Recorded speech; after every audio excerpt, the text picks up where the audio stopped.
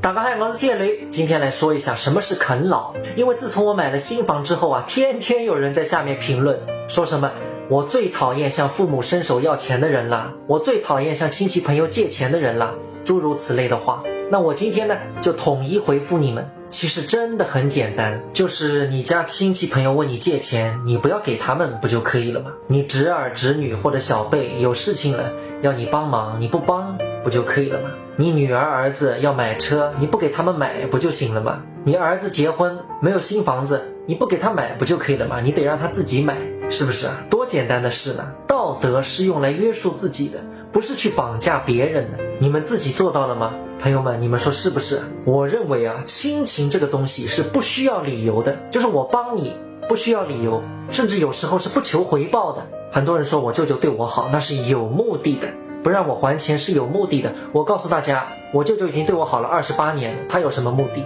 这就是血浓于水的亲情啊！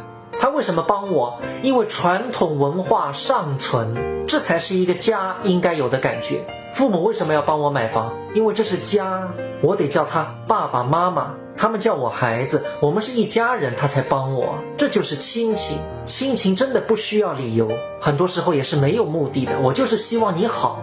就像有些朋友说，他的父母从来不给他钱，他家的亲戚一点点小事都跟他斤斤计较，他家里碰到点事情问舅舅舅妈借钱，结果人家跑得远远的都不睬你。家里有点好事了，舅舅舅妈反倒在背后有风言风语说自己的坏话。真的有这种亲戚的，就自己过得不好也不允许别人过得比自己好。所以亲情真的是不需要理由的，完全没有理由，就对你好或者对你不好都是没有理由的。只能说每个人的家庭环境周围的氛围是不一样的，所以我认为这些都不能够算是啃老或者被啃，这是你情我愿的。什么是啃老？如果说这个人不工作又不结婚也没有孩子，40多岁了，天天赖在父母身边，躺平吃喝玩乐，问父母要钱，父母不给他拳打脚踢，甚至一哭二闹三上吊，这才是啃老。